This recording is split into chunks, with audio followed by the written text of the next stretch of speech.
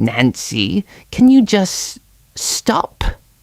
That's what my daughter-in-law said to me, in a voice I'd never heard her use before, sharp as a slap across the face, in front of the whole family, on a Sunday afternoon that was supposed to be nothing but pot roast and small talk. All I'd done, for the 10th time, sure I'll admit that, was say her feet are cold. Put some socks on her. I was talking about my granddaughter, 6 months old, toes like little pink grapes, bare, sticking out from under a blanket that had slipped halfway off. And in that one sentence, something broke open between us that had been cracking quietly for months.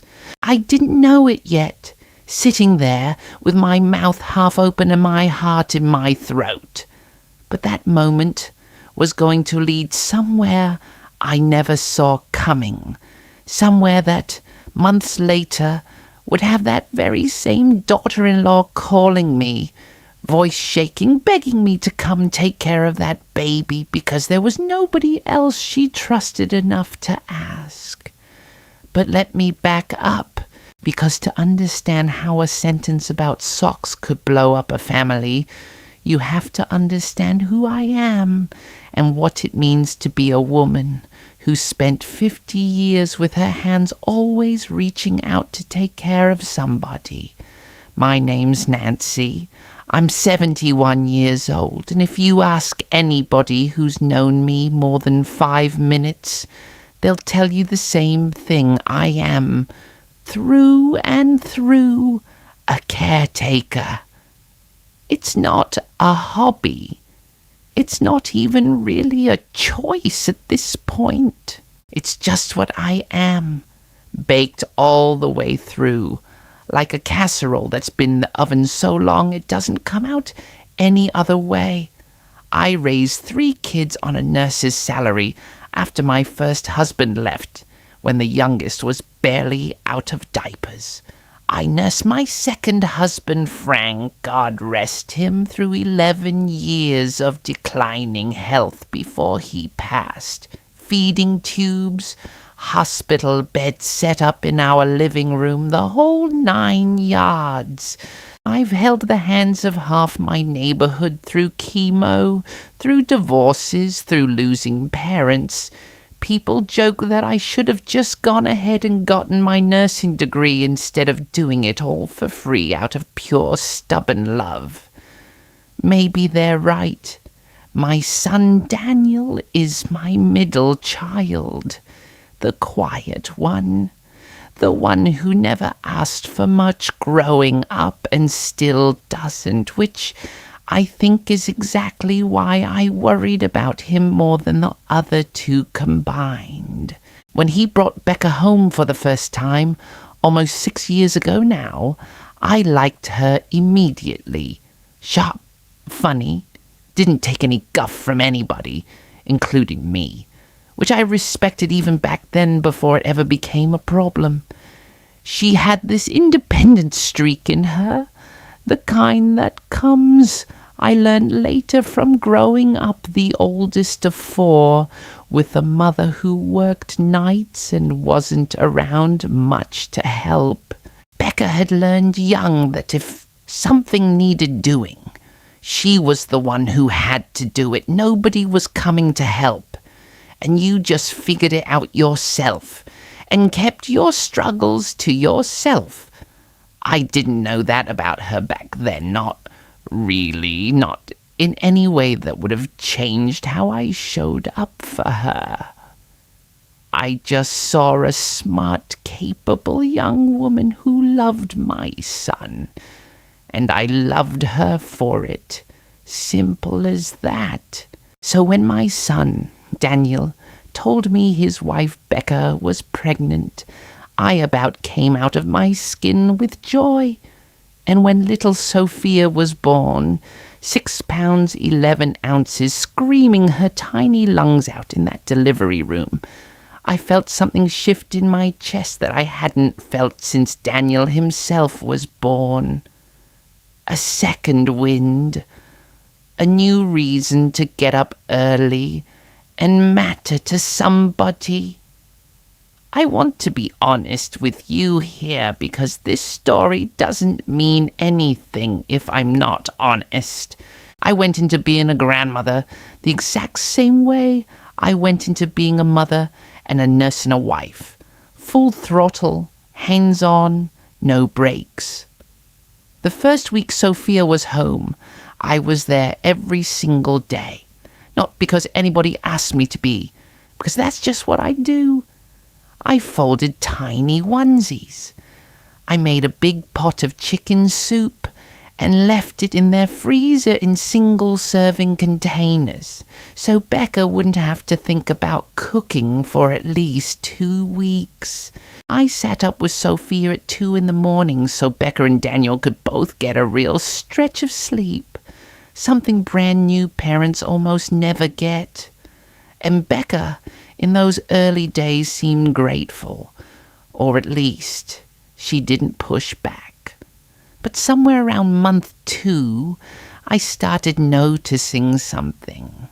Little things, small enough that I told myself I was imagining it.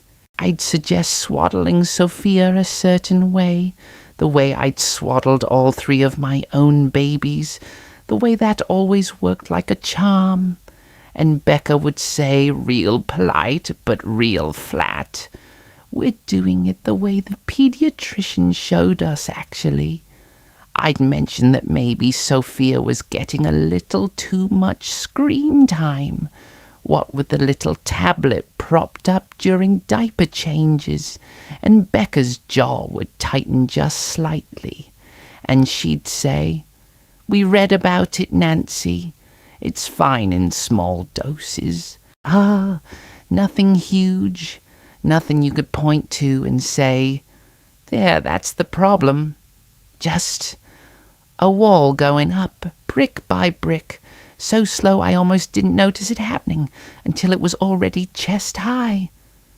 There was one afternoon, a few weeks before that October Sunday, that I look back on now and see clearly for what it was, a warning I didn't know how to read at the time.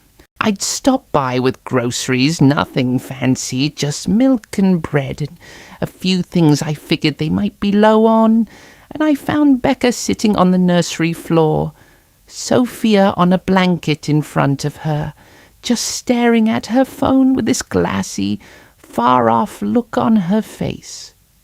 "You doing okay, hun?" I asked, setting the groceries down in the hallway. She looked up like she'd forgotten I was even coming. "Yeah, fine. Just tired. You want me to take Sophia for an hour? Let you nap?" "I'm fine, Nancy." There was an edge in it that surprised me, sharper than the tiredness alone would explain. I remember thinking, even then, that something underneath that sentence didn't match the tired smile she put on top of it. But I told myself it wasn't my business to push, so I just left the groceries in the kitchen, kissed Sophia's head, and let myself out. Looking back, I wonder now how many afternoons like that one I walked right past without really seeing. I told myself she's a new mum. New mums are sensitive. Lord knows I was with my first. I remember my own mother-in-law back in the day, hovering over my shoulder, telling me I was holding the bottle wrong, and how badly I wanted to scream at her to just let me figure it out. So I backed off. I really did try. I started asking before I gave advice instead of just giving it. I started texting before I came over instead of just showing up with soup like I used to. But old habits, friends, they don't die easy. Not when they're stitched into 50 years of who you are. It was a Sunday, mid-October, chilly the way fall gets right before it commits all the way to winter. We were all at Daniel and Becca's place. Me, Daniel, Becca, my daughter Patty, and her husband, my brother Walt, who'd driven up from 2 towns over. Sophia was 6 months old by then, propped up on a blanket in the middle of the living room floor, kicking those chubby little legs the way babies do when they're delighted with absolutely nothing in particular. And I noticed her feet were bare. The blanket had slipped, and her little toes were out in the open air, and the house, Becca and Daniel keep it cooler than I would, always have, felt a bit drafty to me. Her feet are cold. Put some socks on her, I said. Becca from the kitchen called back, "She's fine, Nancy." A few minutes later, Sophia squirmed, and that blanket slipped even further, and those little feet were out again, looking, to my eyes anyway, even pinker than before. "Becca, hon, her feet are cold. Put some socks on her." "She's fine. I want you to understand, I wasn't trying to start anything. In my head, I was just being a grandmother. That's the job. You notice things, you say something. It's love, plain and simple, dressed up in ordinary words about socks." But by the 4th or 5th time I said it. And yes, I kept saying it, because in my mind that baby's feet were still bare and still looked cold to me.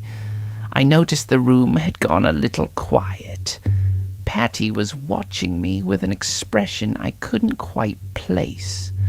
My brother Walt had gotten very interested in his coffee mug, and I said it one more time, the 10th time, if we're counting, which apparently somebody was.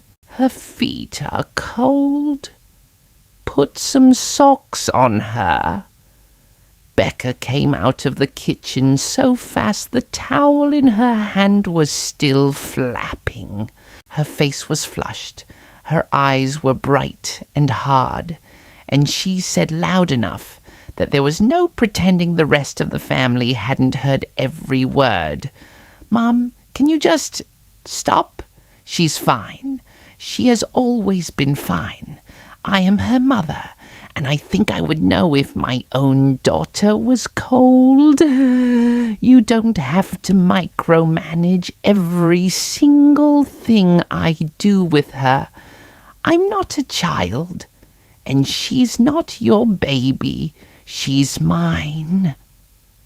The room went dead silent. Sophia, sensing the tension the way babies always do, let out a startled little cry from her spot on the blanket.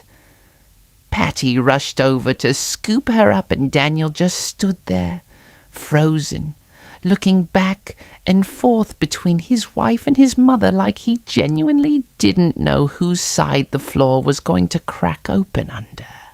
I felt my whole face go hot, not from anger, from something worse. From humiliation, and underneath that, from a hurt so deep and so old it didn't even feel like it belonged to that moment alone. It felt like every quiet brick that had gone up over the last 4 months had suddenly, all at once, come crashing down right on top of my chest. "I was just trying to help," I said, and my voice came out smaller than I wanted it to. "You're always just trying to help," Becca shot back, though quieter now, like some of the fire had already burned itself out and left only smoke. "But it doesn't feel like help, Nancy.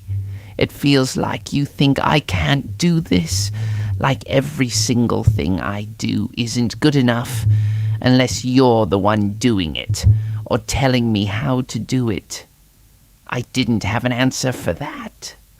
not one that would have come out kind anyway. So I picked up my purse and I told everybody I had a headache coming on, and I left. I cried the whole drive home. 71 years old, gripping a steering wheel, crying like a kid who'd been sent to the principal's office. Because here's the thing nobody tells you about being a grandmother. You think the love just multiplies. Simple as that. More babies, more love, easy math. Nobody warns you that love this big can also leave you standing in a room, feeling like you're not wanted in it. Daniel called that night. He didn't apologize for Becca. I noticed that, filed it away somewhere quiet. But he did say, "Mum, I think maybe you two just need a little space for a bit. Let things cool down." Space, I repeated like the word tasted strange in my mouth. "Just for a little while," he said. "She's been really stressed, Mom. New baby, not sleeping. I think it just kind of boiled over today." I told him I understood. I'm not even sure that was a lie.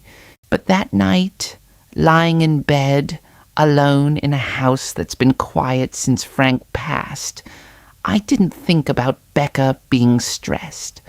I thought about every diaper I'd changed, every soup I'd frozen, every 2 a.m. shift I'd taken so 2 exhausted parents could sleep. And I thought, when did all of that turn into something that made me the enemy in my own family? I didn't know it then, lying there in the dark with my chest aching like an old bruise, but that question and the distance that followed it was about to teach me something about love and about letting go that 50 years of caretaking somehow never had. The weeks after that Sunday were some of the loneliest I've felt since Frank died. I made myself a promise lying awake that first night. I was not going to chase. I was not going to show up uninvited with soup and unsolicited opinions about socks. If Becca needed space, fine. I'd give her the whole continent if that's what it took. So I filled my days the way you do when you're trying real hard not to think about something. I picked up extra shifts volunteering at the church food pantry. I started going to water aerobics on Tuesday and Thursday mornings with my friend Carol, who'd been after me for years to join her and finally wore me down out of sheer loneliness on my part. I even started a little vegetable garden out back, something Frank always wanted to do and never got around to. And I did not call. Lord, it took everything in me not to call. My thumb would hover over Daniel's name in my phone some evenings, and I'd make myself put the phone down and go fold laundry instead, just to have something to do with my hands besides typing out a text I'd probably regret. Daniel called every week or so, brief check-ins, careful and a little stiff, like we were two people circling something neither of us wanted to step on. He'd tell me Sophia was doing great, hitting all her milestones, sitting up on her own now. He never once mentioned Becca apologizing, and I never once asked. I'd see them on holidays, the obligatory ones, Thanksgiving, a quick stop on Christmas Eve. Becca was polite, cool but polite. We talked about the weather. We talked about Sophia's new tooth coming in. We did not talk about the Sunday in October, the socks, the words that had landed like a slap. I remember that Christmas Eve especially, because it was the first time I really felt in my body how strange this new distance had become. I brought a gift for Sophia, a little knit sweater I'd made myself, soft yellow yarn. Took me 3 weeks of evenings to get right. And when I handed it over, Becca said thank you in a tone so carefully neutral, it might as well have been a stranger thanking me for holding a door open. Daniel caught my eye across the room for just a second, something apologetic in it, and then looked away. Patty squeezed my hand under the table later and didn't say anything because there wasn't really anything to say that wouldn't have made it worse. I told myself I was healing. Mostly I think I was. But here's the strange thing about love. Even bruised love. Even love that's been told to back off and mind its business. It doesn't actually stop noticing things. It just gets quieter about it. It was my friend Carol, of all people, who first put a name to something I'd been half seeing for weeks without letting myself really look at it straight on. We were at water aerobics, the two of us hanging on the pool edge catching our breath, when Carol mentioned casual as anything, "Hey, isn't your daughter-in-law friends with my niece Renata?"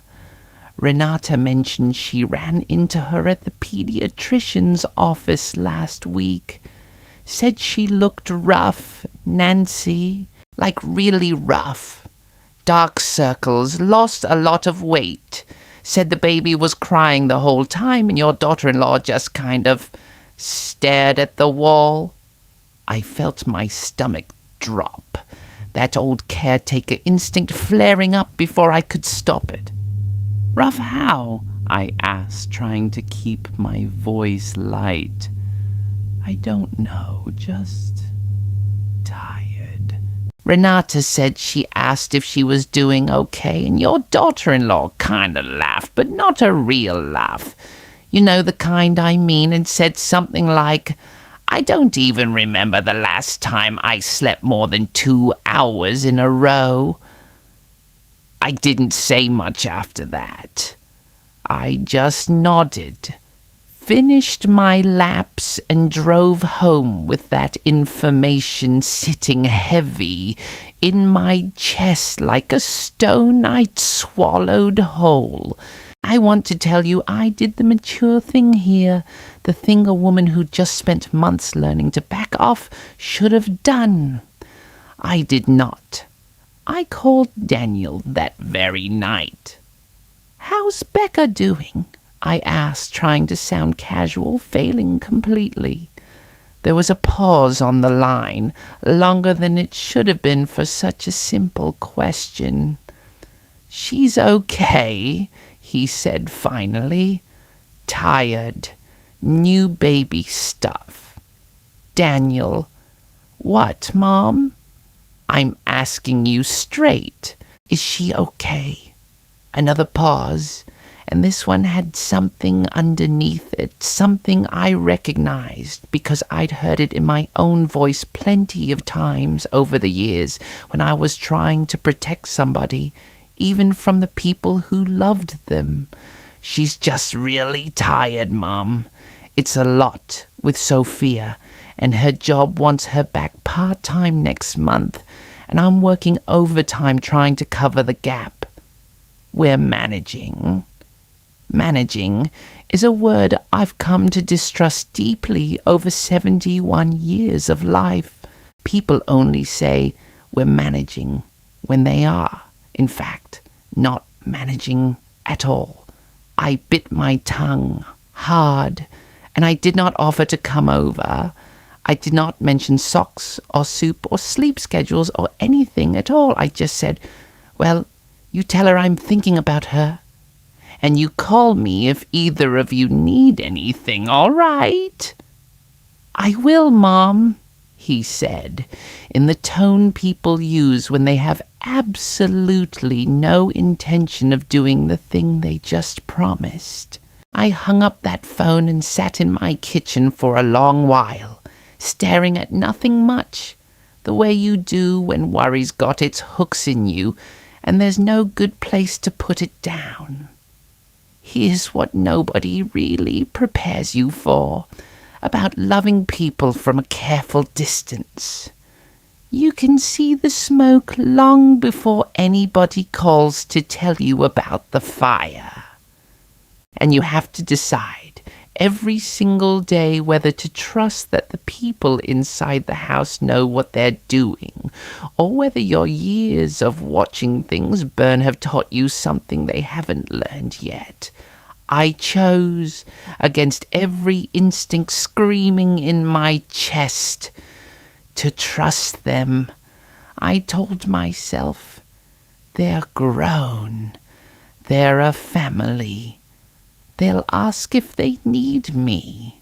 3 more weeks went by like that, me checking in lightly, getting back vague reassurances, that stone in my chest getting heavier instead of lighter, no matter how many times I told myself I was imagining things.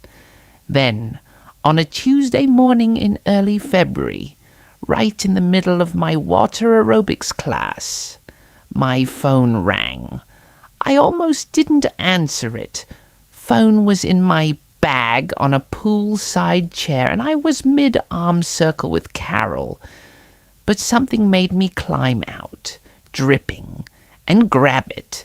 It was Daniel, and the second I heard his voice, I knew. You learn, after 71 years and 3 kids and a husband you nurse through a decade of decline, exactly what panic sounds like underneath a person's words, even when they're trying hard to keep it together.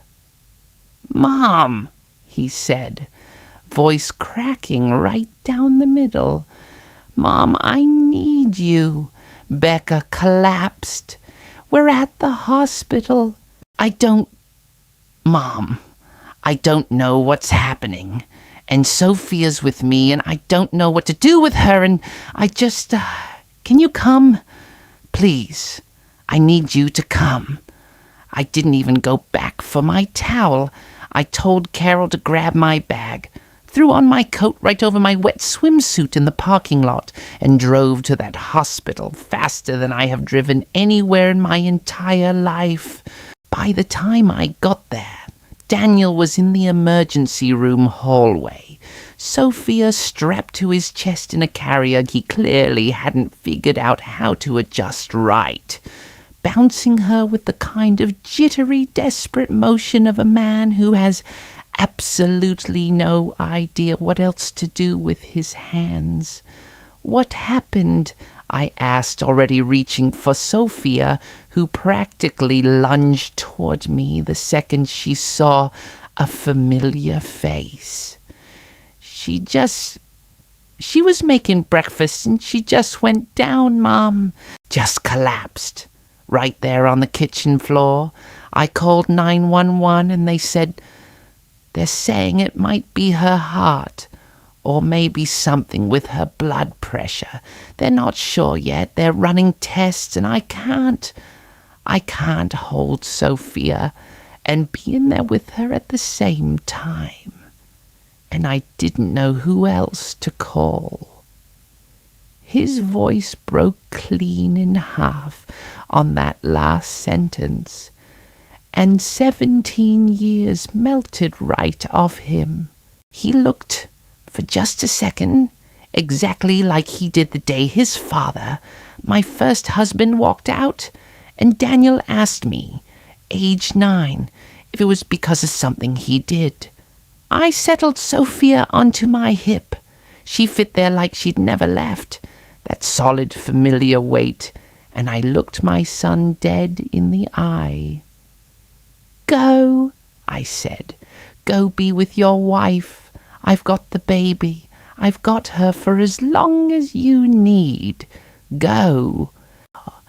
He hesitated for half a second, just half a second, and I think in that half second something passed between us that didn't need words. Maybe it was him remembering every single thing I'd ever done for this family without being asked. Maybe it was him finally understanding what those months of managing had actually been costing all three of them. Thank you, Mom, he said.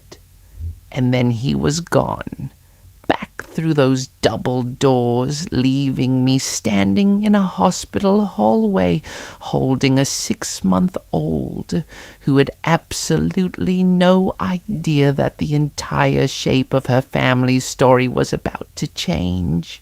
I looked down at Sophia, and she looked up at me with those big dark eyes, the same eyes Daniel had as a baby, and I felt that old, familiar pull in my chest, and not the wounded, pushed away feeling from that October Sunday, but something older and steadier than that. Something that had never actually left, no matter how many bricks had gone up around it. "Well, Peanut," I whispered to her, "looks like Grandma's back on duty." I had absolutely no idea, standing in that hallway, just how long that duty was going to last, or how much it was going to heal. Not just in that little girl's routine, but in a relationship I genuinely started to believe might be broken for good. I want to tell you about those first few hours because I think they matter. Even the boring parts, even the parts that seem like nothing. I took Sophia home to my place that first night because Daniel needed to stay at the hospital, and there was no sense dragging a 6-month-old through that kind of waiting room limbo. I hadn't had a baby in my house in over 20 years, not since Daniel's own youngest cousin was that age. And let me tell you, the body remembers things the mind has long since filed away as ancient history. I dug the old crib out of the attic. Yes, I'd kept it. Don't ask me why.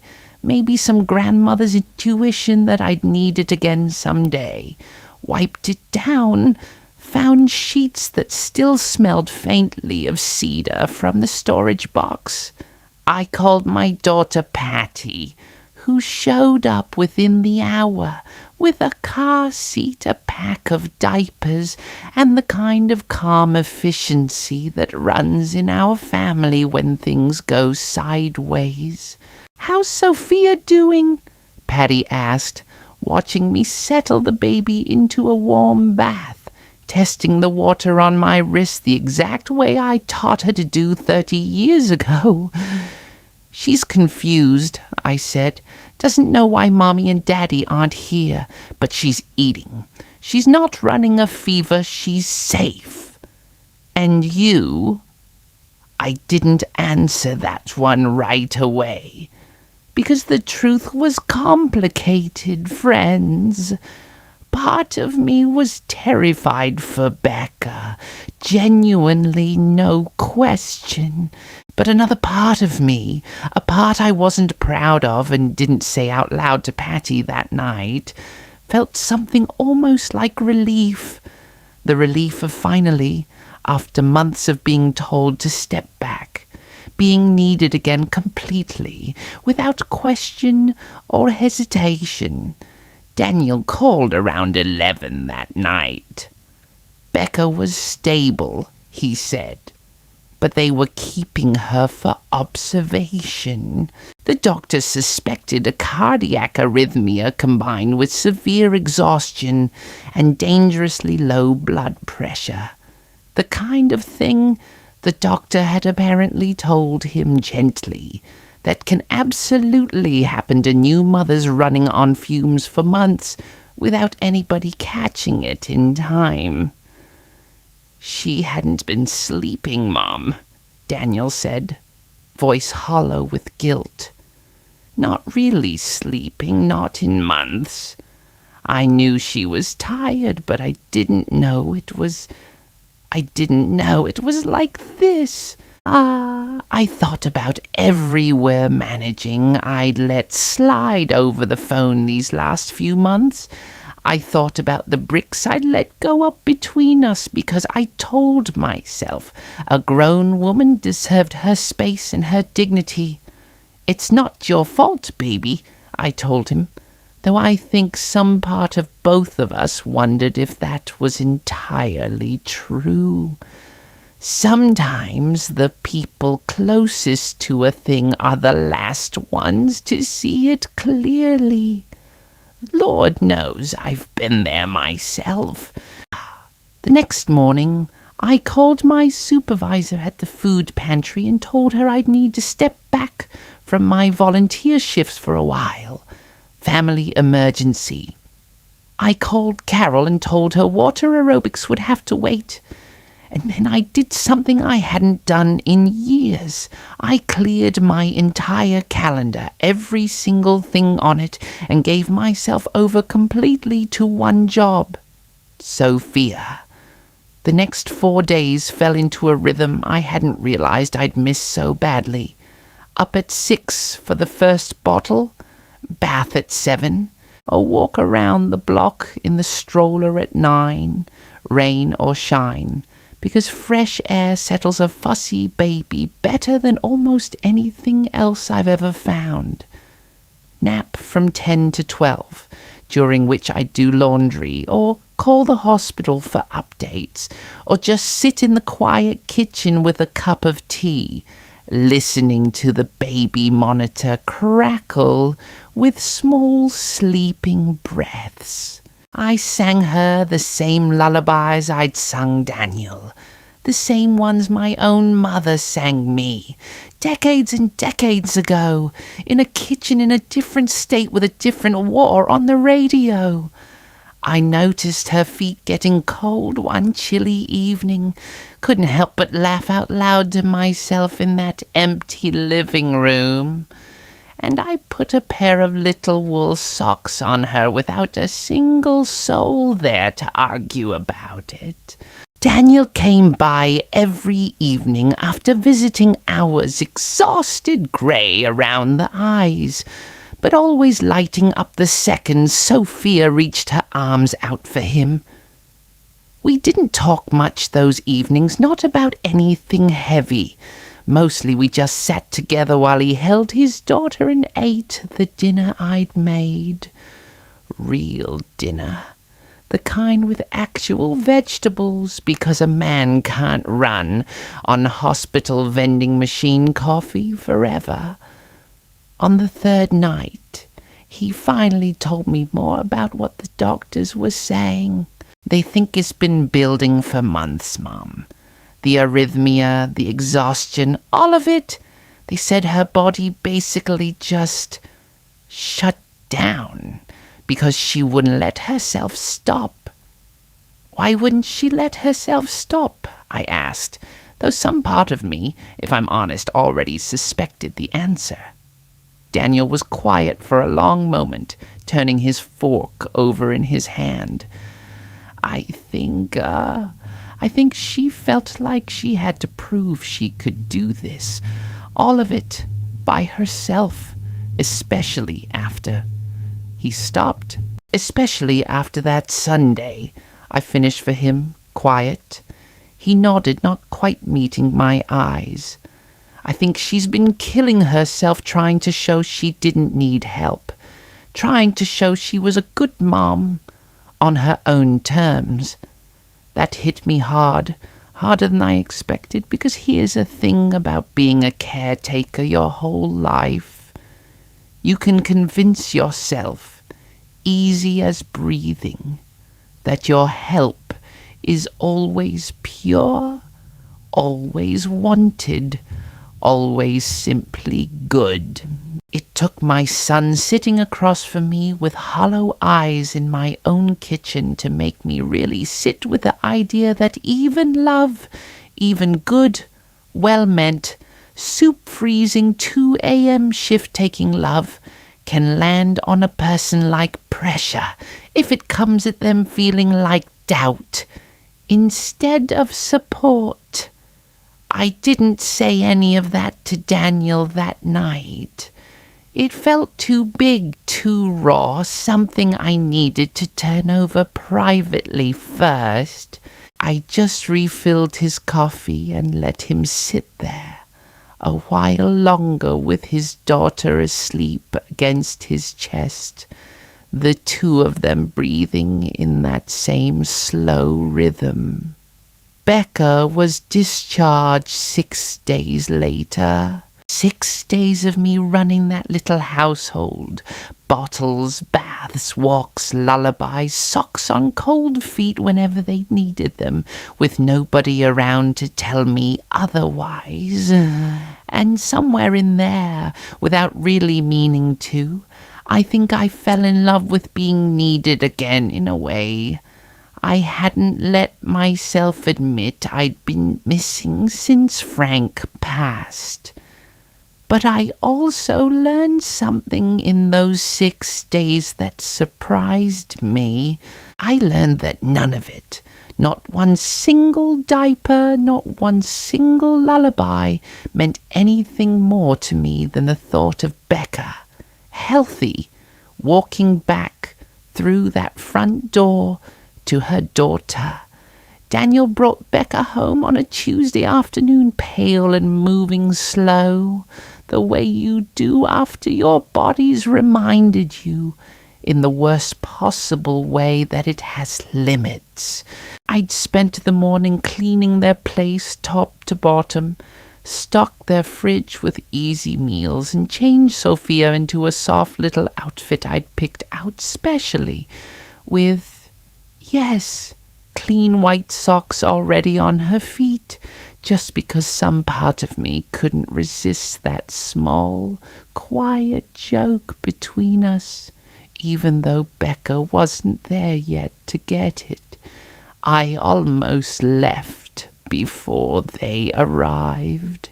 Some part of me, even after everything, still carry that October Sunday in my body, still braced for the door to close again the second Becca was strong enough to ask me to leave.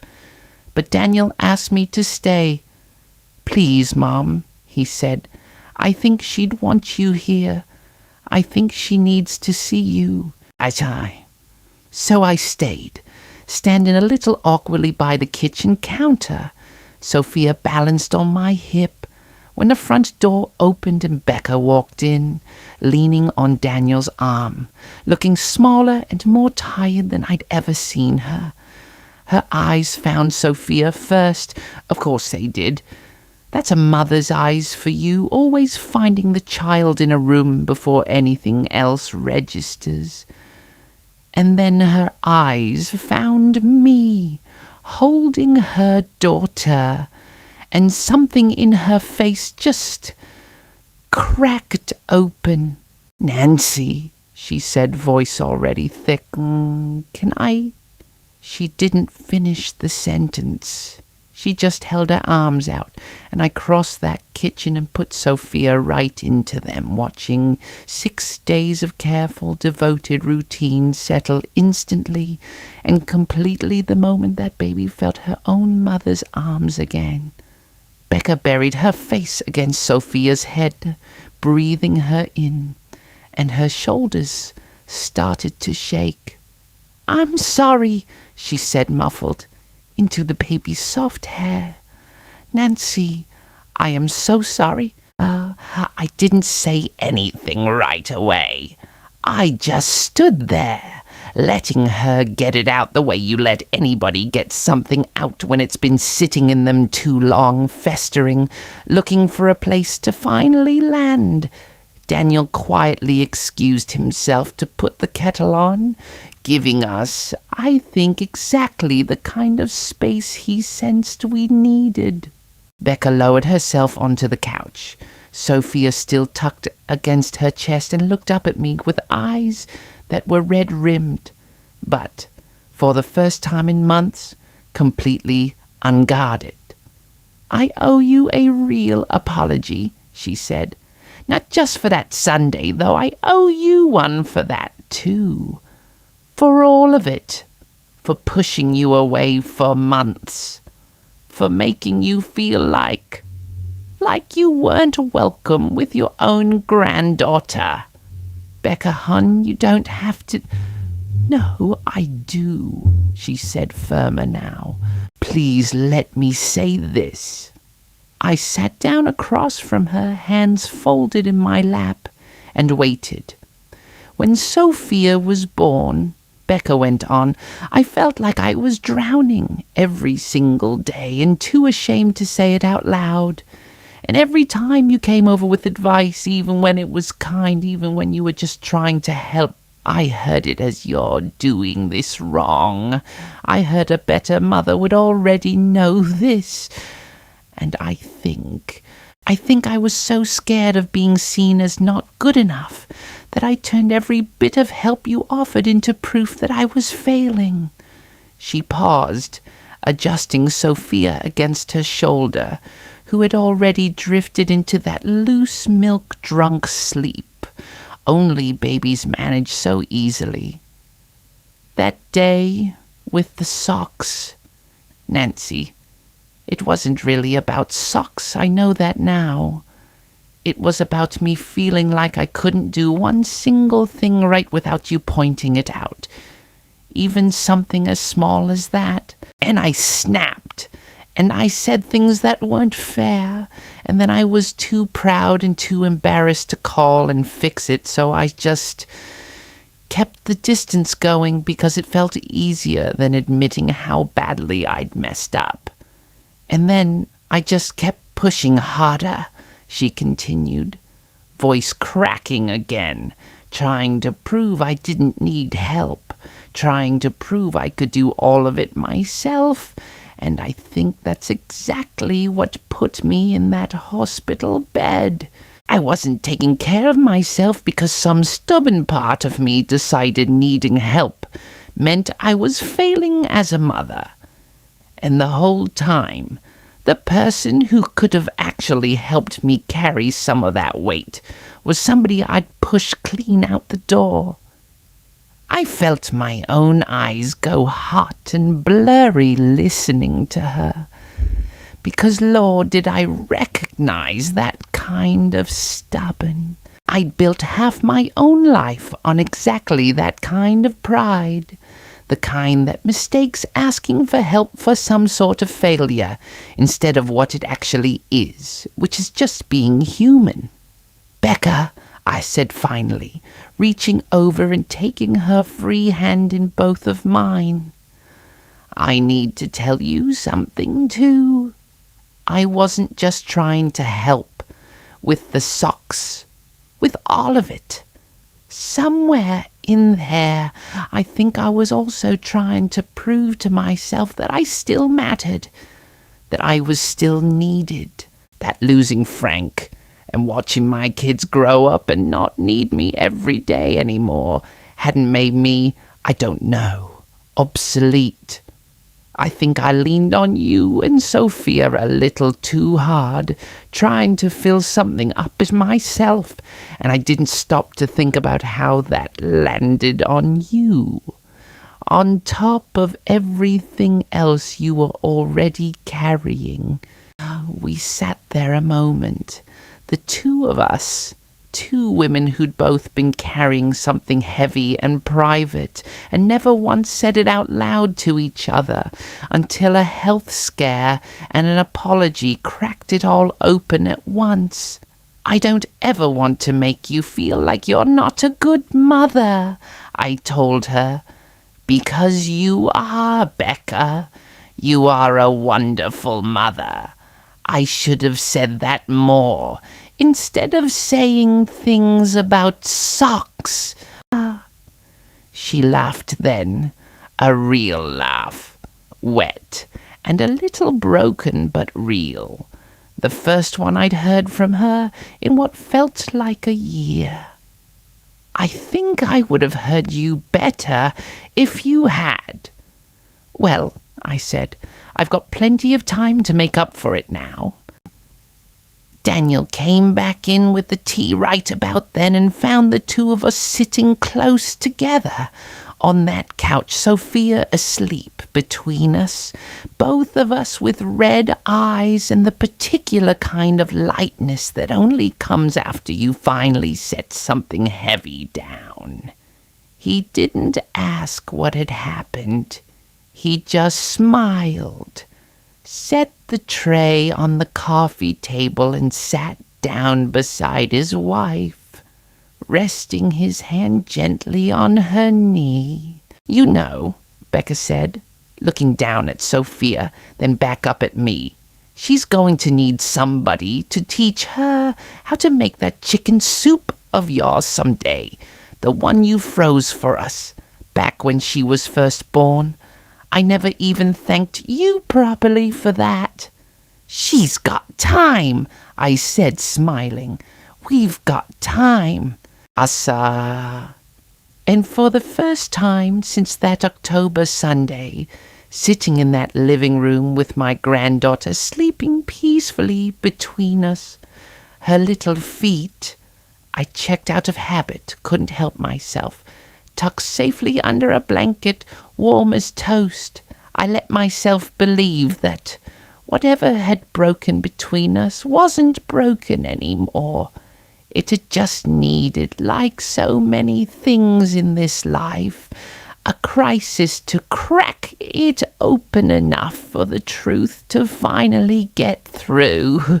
It's been almost a year now since that Tuesday morning phone call at the pool, almost a year and a half since the Sunday.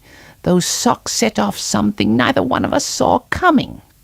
Sophia just turned 2, and let me tell you, she has opinions now, strong ones, mostly about which shoes she will and will not wear, which I find a particular kind of funny, given how this whole story started. Things between me and Becca are different now. Not perfect. No family relationship worth having is ever really perfect, but different in a way that feels solid, lived in, earned. We talk now before I come by, sure, but she also calls me sometimes just to vent about a rough day, or to genuinely ask what I think about something with Sophia, the way you ask somebody whose opinion you actually trust instead of somebody you're just being polite to. Last month, she handed me Sophia's coat as we were heading out the door and said, "Make sure her hands are warm too, Nancy. She's been pulling her mittens off again." And I swear to you, friends, something in my chest just about burst with how ordinary and how precious that sentence was. Not a wall, not a brick, just 2 women taking care of the same little girl together on the same team. I think about that October Sunday a lot, turning it over the way you do with old wounds that have mostly healed but still ache a little when the weather changes. And I've come to understand something about caretaking that 50 years of doing it never quite taught me until I almost lost the chance to do it at all. Love that hovers, even well-meaning love, even love built on a lifetime of genuinely showing up for people. That kind of love can still land wrong if it doesn't leave room for the person you're loving to feel capable, trusted enough on their own.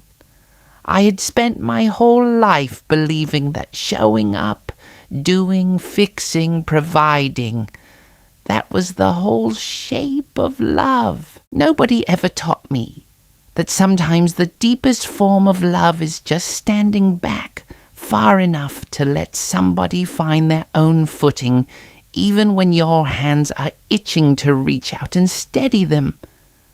But I also learned something else, something just as important. That pride can be just as dangerous as smothering. Becca nearly put herself in a hospital bed because she'd rather collapse quietly, alone, than admit she needed help from a woman who genuinely, deeply loved her. That's a cost too high for anybody to pay, and I think about it every single time. I'm tempted to bite my tongue these days when I see somebody I love struggling and not asking. Now, I won't lie to you and tell you I've become some perfectly evolved version of myself who never offers an opinion she wasn't asked for. Just last week, I caught myself halfway through a sentence about how Sophia really ought to be eating more vegetables. Before I stopped myself, laughed, and said instead, "You know what? Never mind. You've got this." And Becca laughed too, because we both know exactly what that little stopped sentence meant, and exactly how far we've both come to get there. What I will tell you is this. If you're a grandmother reading this, or a mother-in-law, or really anybody who loves somebody so much, it sometimes spills out sideways as advice nobody asked for. Give the people you love room to struggle a little, room to ask, room to fail and figure it out their own way. Your love doesn't get smaller just because your hands aren't the ones doing the work. Sometimes the bravest, hardest thing you can do for somebody you love is simply wait, with your arms open until they're ready to walk into them. And if you're the one feeling crowded, feeling like every offer of help lands on you like a judgment, please, for the love of everything, say something before it gets to be too much. Don't let pride convince you that collapsing quietly is somehow more dignified than asking for help out loud. The people who truly love you would rather hear, "I'm struggling 100 times," than find out the hard way, the way Daniel and I found out in a hospital hallway with a baby strapped to his chest and no idea what to do next.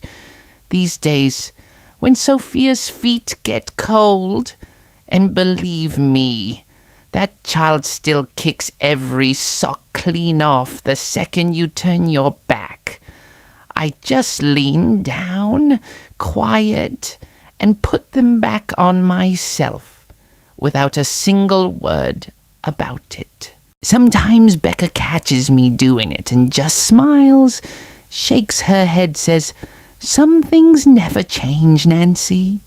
And she's right. They don't.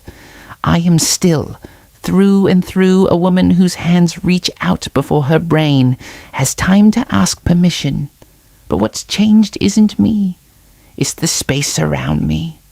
A little softer now, a little more forgiving, built by two women who both learned the hard way what it costs to let pride and pain stand guard at the door instead of love. That's my story. Cold feet, hot words, a hospital scare, and a family that came out the other side of all of it a little wiser and a whole lot closer than before. I hope wherever you are, whatever it is you're carrying, pride, hurt, exhaustion, all of it, you find your own way back to the people who actually love you before life has to force the door open for you the way it did for us. Because in the end, that's all any of us really want, isn't it? Just to be let back in.